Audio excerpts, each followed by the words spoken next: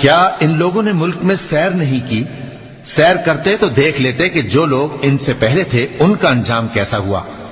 وہ ان سے زور و قوت میں کہیں زیادہ تھے، اور انہوں نے زمین کو جوتا اور اس کو اس سے زیادہ آباد کیا تھا جو انہوں نے آباد کیا، اور ان کے پاس ان کے پیغمبر نشانیاں لے کر آتے رہے۔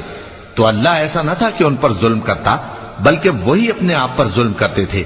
پھر جن لوگوں نے برائی کی ان کا انجام بھی برا ہوا، اس لیے کہ وہ اللہ کی آیتوں کو جھٹلاتے اور ان کی ہنسی اڑاتے رہے تھے۔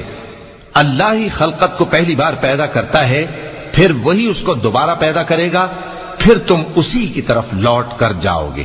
اور جس دن قیامت برپا ہوگی گناہگار نا امید ہو جائیں گے، اور ان کے بنائے ہوئے شریکوں میں سے کوئی ان کا سفارشی نہ ہوگا، اور وہ اپنے شریکوں سے منکر ہو جائیں گے۔ اور جس دن قیامت برپا ہوگی اس روز وہ الگ الگ فرقے ہو جائیں گے، تو جو لوگ ایمان لائے اور عمل نیک کرتے رہے وہ بہشت کے باغ میں خوشحال ہوں گے، اور جنہوں نے کفر کیا اور ہماری آیتوں اور آخرت کی پیشی کو جھٹلایا وہ عذاب میں گرفتار کر کے لائے جائیں گے۔ تو جس وقت شام ہو اور جس وقت صبح ہو اللہ کی تسبیح کرو، یعنی نماز پڑھو، اور آسمانوں اور زمین میں اسی کی تعریف ہے، اور تیسرے پہر بھی اور جب دوپہر ہو اس وقت بھی نماز پڑھا کرو۔